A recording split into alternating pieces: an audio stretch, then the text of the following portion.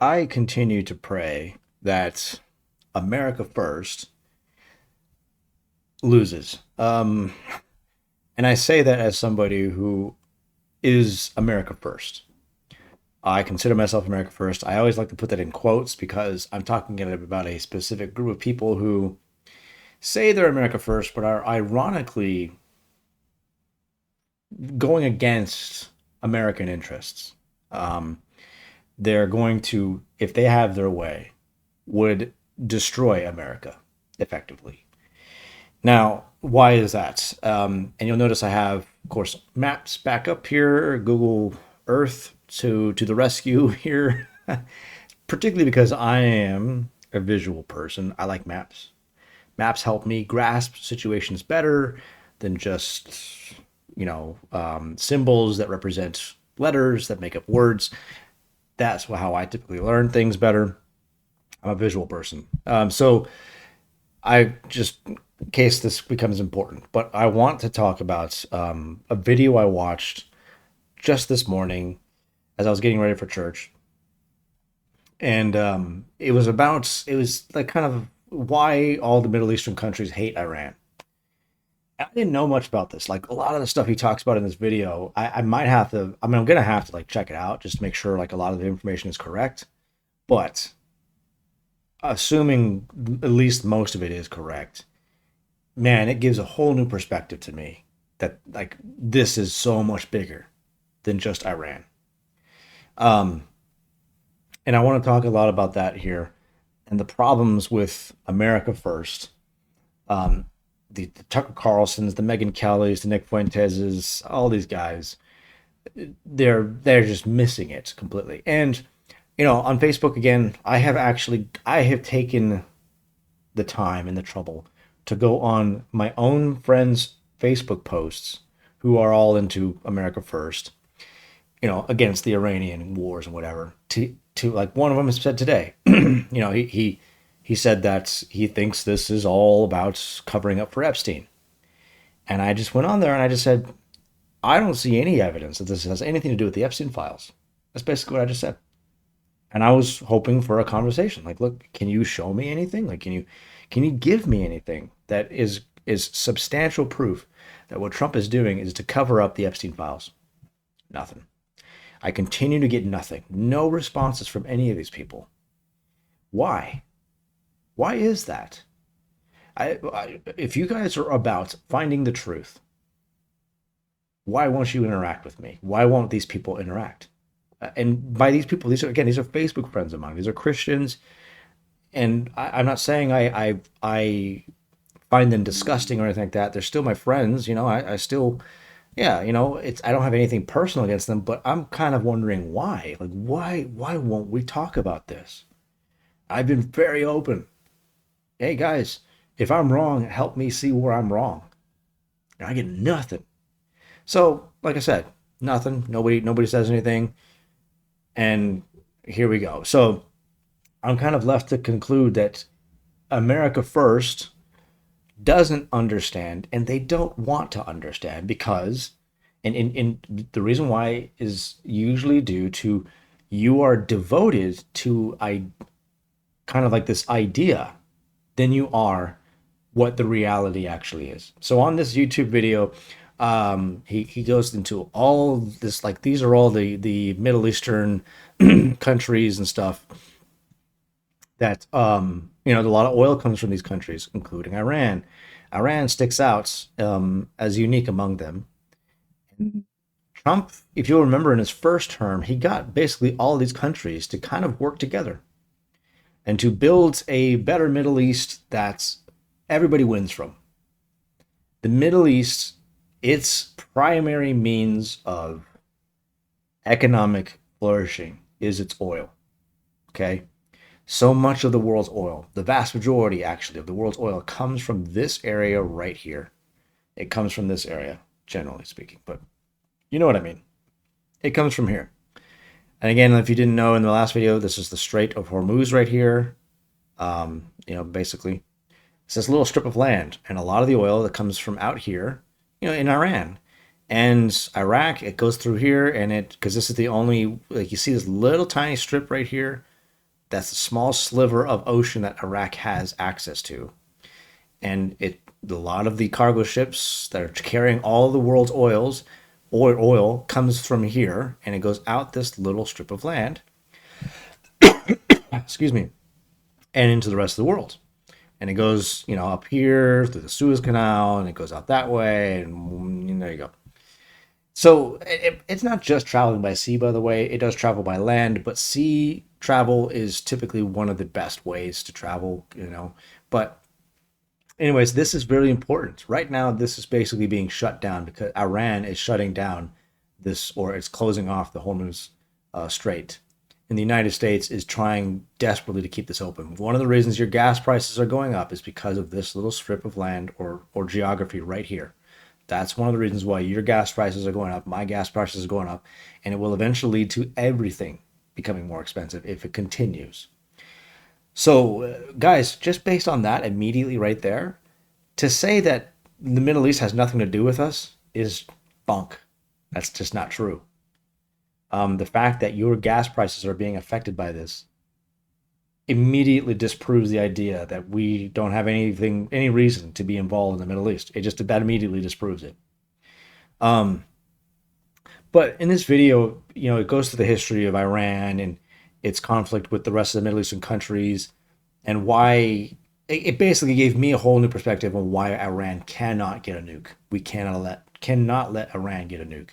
If they get a nuke, they can basically threaten all of these countries who are playing nice with the United States. They want good business with the United States because it's good for them, it's good for us, it's good for the rest of the world. Just good business. That's all it is. Iran's the one who doesn't want to play ball. They're the ones who want a nuke so that they can basically, in essence, guys, Iran wants to control all of this.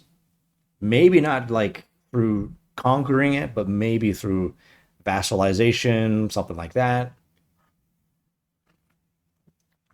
Whatever.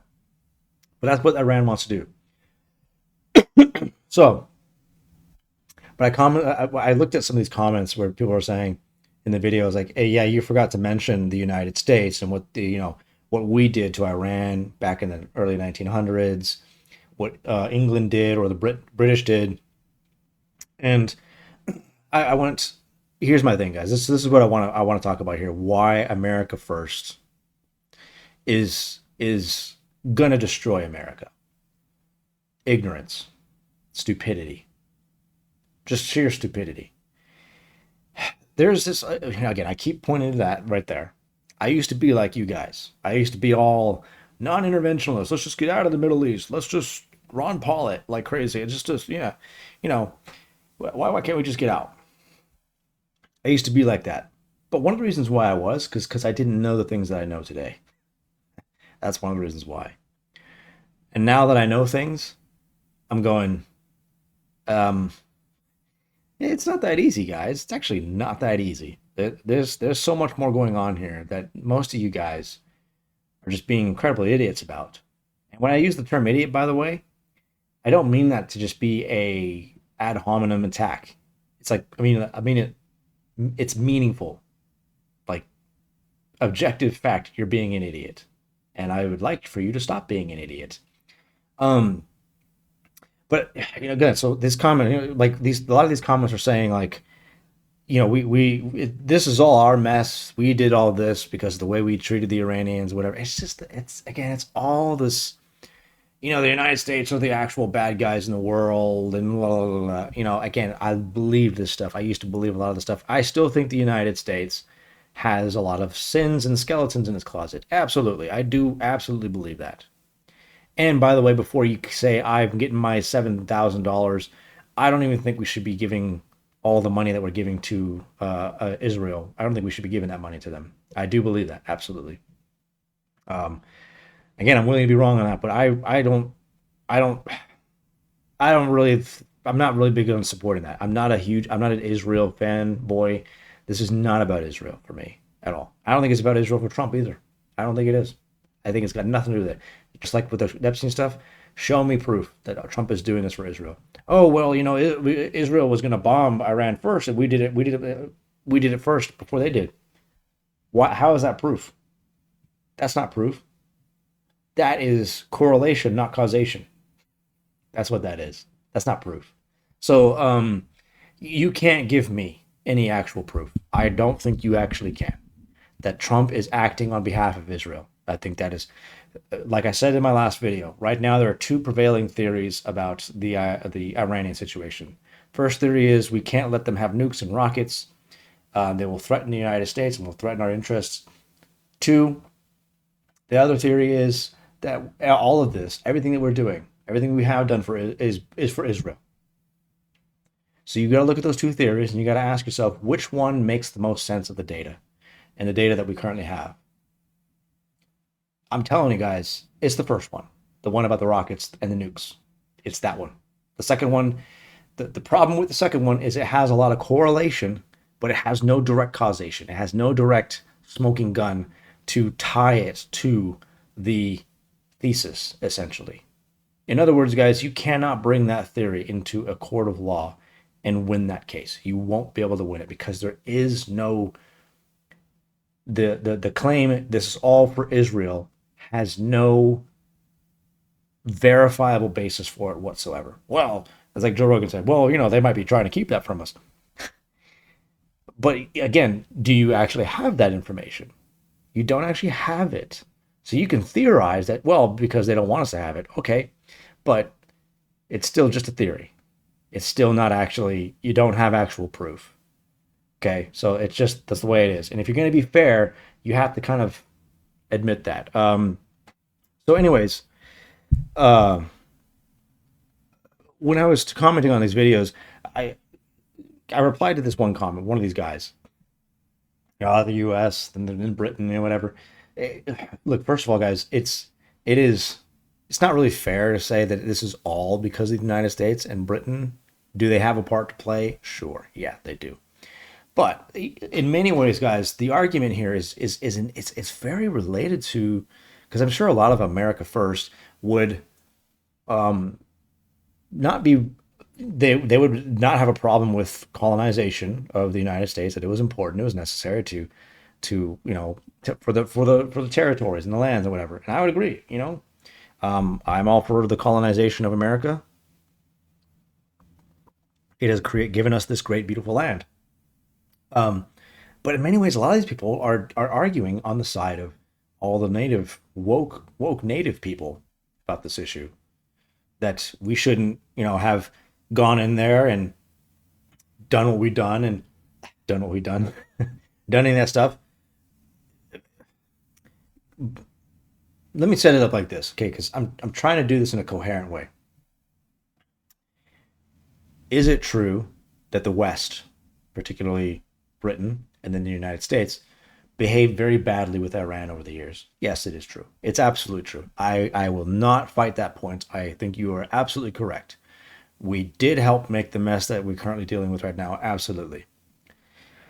But firstly, when the original deal was made with Iran and Great Britain, the deal basically, massive amounts of oil reserves discovered in Iran back in, I believe, 1901, and by Britain. And Britain, the big problem is Britain couldn't exploit that because it was in another country that they hadn't colonized. So they make this deal with the Iranian government. Basically, we will give you the means to extract this oil, but we want to share in it. Reasonable proposition. And of course, the British screwed them over ultimately by getting the vast majority of the shares and the resources themselves, and Iran got very little out of it. And it's in their country. So yeah, they definitely kind of did it, but you did sign the deal. So it is kind of on you. So you can't just say it's all our fault. Now, if they didn't sign the deal, who's to say that England wouldn't have found other means to do it? That's the thing with empire, okay? And I'm not trying to justify it. I'm just telling you that's the way empires are. Empires, ruthless, that kind of stuff like that. They just have to be if they're going to be an empire. But anyways, and then the future, other things, I'm not going to get into all that stuff. But yes, throughout the years, we behaved very poorly against Iran. And I would grant that. But I asked one of these guys. I said, "Okay, so what's your solution? What should we do?" You guys want to talk about how this is all our fault. What's your solution? Give me a solution. See, most of these people, guys, they just, and I'm talking to even you, if you're one of these people, you don't have solutions. All you have is, oh, America, we're the bad guys, and we like to be like a lot of you guys like to be contrarians. I think a lot of you just, it's cool to be contrarian, to be, everybody's for America, but I know more. I know more. I have that unique opinion. I think that's what drives a lot of it. You know why? Because I used to be like that. I used to be a lot like that. So I think that's what drives a lot of it. I think it's one of the reasons why nobody will actually engage me on talking about this, because they have a particular idea about things and they want to believe that. That's just what they want to believe. They don't want to actually face the music, face the reality of the situation. So it's just being a contrarian for a contrarian's sake. Ultimately, in the end, I'm not saying that I don't believe they don't have genuine convictions about what that they want to do what's right. I think they absolutely do, but I think it's incredibly misguided. That's what I believe. I believe they're very misguided people. That's why I call them like America first, because I do think they want what's best for America, but they're so incredibly ignorant, very misguided, and it's going to get America destroyed if they have their way. If Nick Fuentes, Tucker Carlson, if they have their way, America is doomed. So, but I asked this guy, what's your solution? What do you want us to do? Do you want us, like, okay, yes, the past, that sucked. We did really badly. But this is where we are now. What's your solution? What do we do? Do we just go, all right, hey guys, Iran, hey, we're gonna pull out, we're gonna pull away, and we're going home. Sorry guys, our bad, cool. What do you think Iran's gonna do? Do you think they're actually gonna sit back and go, ah, oh, yuck. That's all we wanted, guys. That's all we wanted. And hey, you did that for us. Thanks a lot. Bygones be bygones. Hey, let's be friends and make a deal. Let's hug, kiss, and make up. You really think they're gonna do that? Nuh-uh. Retribution. Because right now we've got Iran squeezed in Iran. Once you're no longer squeezing your enemy, it's like when you play chess.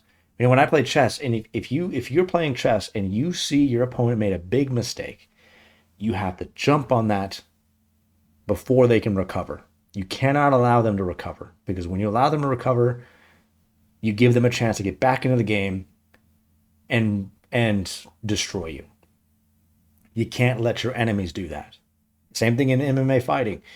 You hit your opponent, you hurt them, you got to go in for the kill. You cannot hold back. If you hold back, they recover.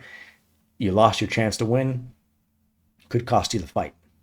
That's exactly what you have to do in this kind of scenario.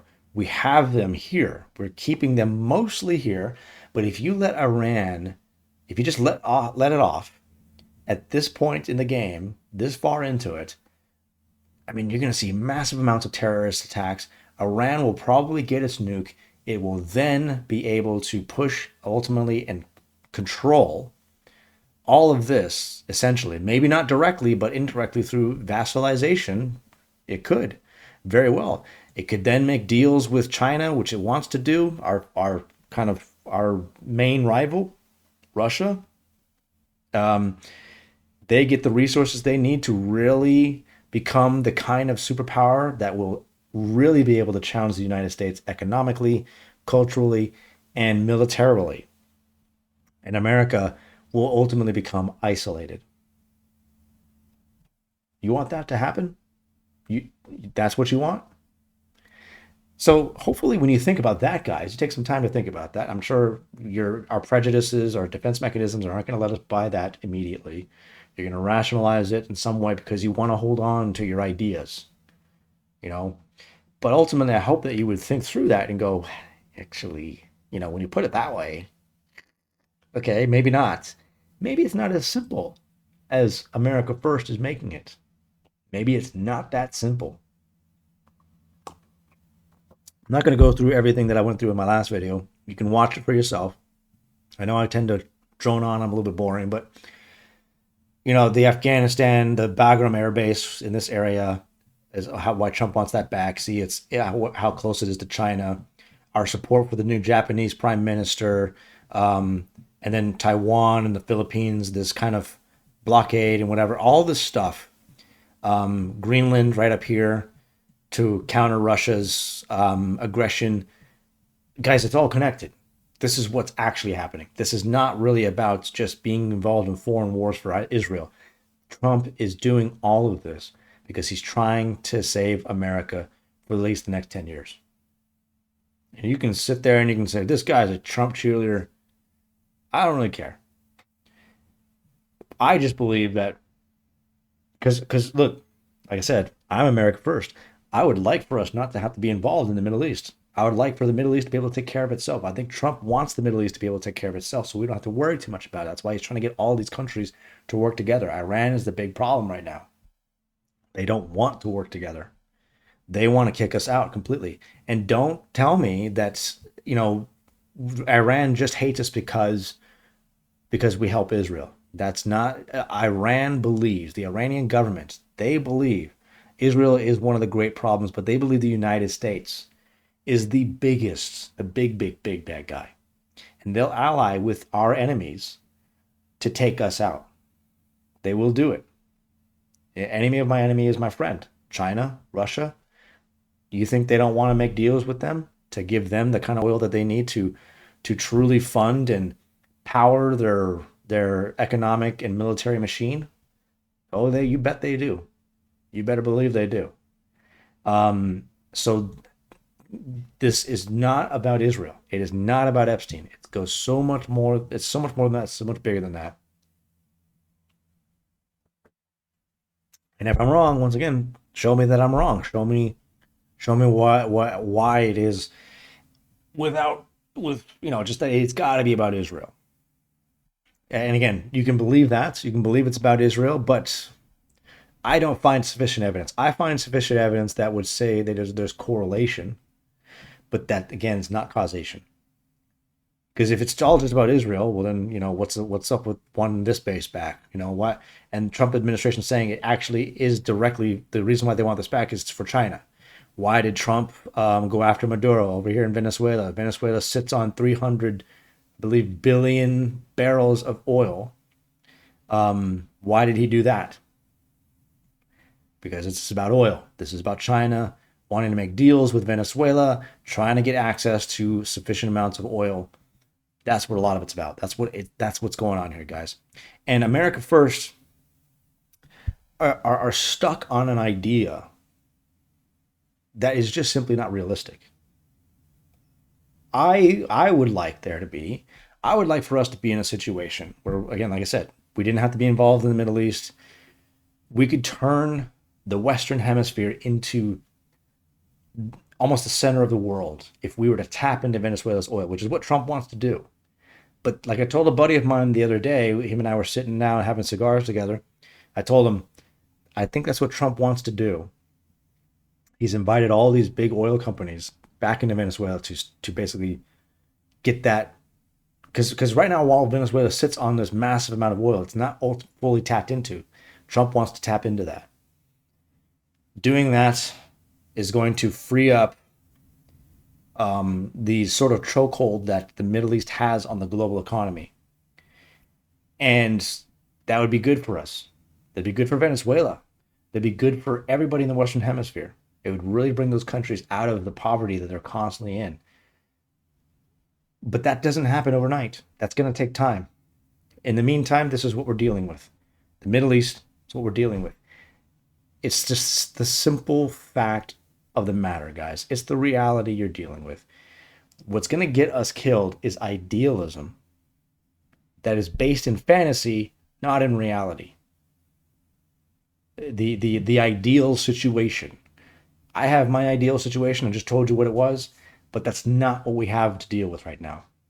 And I wanted to say this. I want to make sure I remember to mention this. Going back to when we first got involved in all this, here's, again, the reality. The reality of the matter, guys. Here's the reality. You have two choices, okay? The Middle East, Iran, they had two choices. both those choices can suck. They got their drawbacks. That's again the reality of the world we live in.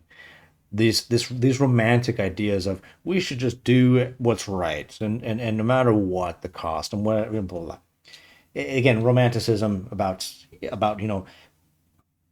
what we used to say in the libertarian world, you know, if I have to choose between one of two evils, I don't want to make any choice. I'd rather not choose at all, kind of stuff like that. I don't want to pick between two lesser of two evils, kind of thing. But you know what, guys? Again, I know that like what that's like because I used to be there. That ain't reality.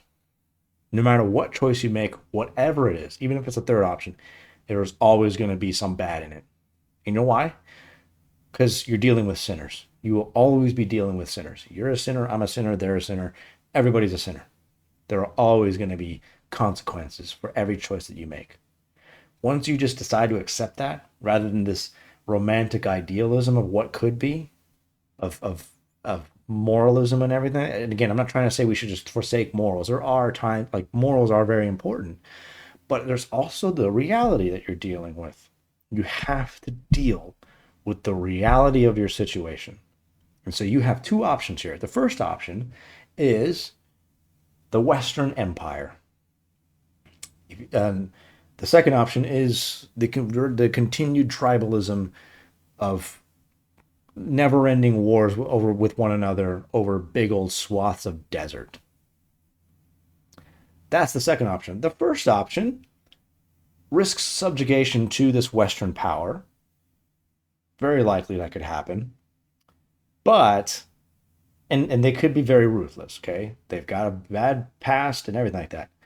That being said, they are, in comparison to the rest of the world, they are far more developed. They have much better technology. They have much more capability to develop our infrastructure and leave us better off in the end. Even though, again, there comes that cost of they're ruthless, they're tough, and they kind of will demand a lot of things from us. Then you got your other option once again, endless tribal wars with each other that go nowhere. Nobody wins, and you just remain cavemen struggling economically, just trying to survive. Which one? Which one is the best one? I'm gonna go with the first one. I don't know about you, but I'm going with the first. And the Middle East has done that. And look what's gone happened with the Middle East, other than Iran. Iran's the big problem causer right here. Everything's caused. This is all happening because of Iran. The rest of these countries want to cooperate because all these countries that kind of now recognize they sort of. I'm not trying to say there aren't dissenters. Most of the dissenters are made from Iran, by the way. But I'm not trying to say there are no dissenters in any of these countries. But for the majority, the governments of these countries are starting to realize, you know what? Why fight each other when we can take the massive black gold, as it were, that we're sitting on, make a profit from it by doing deals with the rest of the world. Instead of blowing up our cities, we build our cities up with the money we get from doing deals with these really wealthy countries. That's basically what a lot of these countries have done. Iran is the one that won't do it. So, what if we just got rid of the Iranian government and put in their government somebody who's going to be a lot like these countries? I think, guys, I really believe if we can do that, everybody benefits. You, me, everybody benefits. Because right now, as you can see, just the closing off of this strait right here, this little strip of ocean right here, has caused the global economy to basically panic. And it's because of these guys. They won't play ball. So, to me, the choice is clear. It's very clear. This is why. This is what it's about. And if America First, who are just full of, sorry, a bunch of ignorant idiots right now, just continues, if they have their way, guys, they would get us out of here and basically let Iran have its way. it will come back for us. It will attack us, and we will see even more attacks on American soil. We will see deals made with today's, you might say, well, I won't say that, but with China and Russia, and we have a real problem on our hands. Your economy is going to suffer. Like you think it's bad right now, it's going to get way worse. We will effectively become a third world country. And all you guys going on about America first, whew, boy, will you be eating your words. I'm convinced that's what's going to happen. That's why this is important. And it's important for you guys to come over here with me and recognize the reality for what it is. And go, and look, again, I want to level with you. I wish none of this had to happen. I don't want this to be the case. I want us all to get along. I want us all to play ball. I want us everybody to be friends, essentially. And ultimately Christianize the Middle East. That'd be great. And China. But again, that's not the reality of our current situation. This is what we're dealing with. And you've got to deal with it. You can't just ignore it. You can't just walk away and hope, hunky-dory, kumbaya, we're all going to be fine. Nope. That ain't it. That is not what's going to happen. I don't have kids. I don't have grandkids, but I still think about the next generation. I want them to live in a world that is well off. I don't want them to live in an America that is actually able, for the first time ever, to come under direct attack by our enemies. And I say, if you don't want that either, this has to be done. It sucks. It's not fun. I don't want it to be, but it is what it is.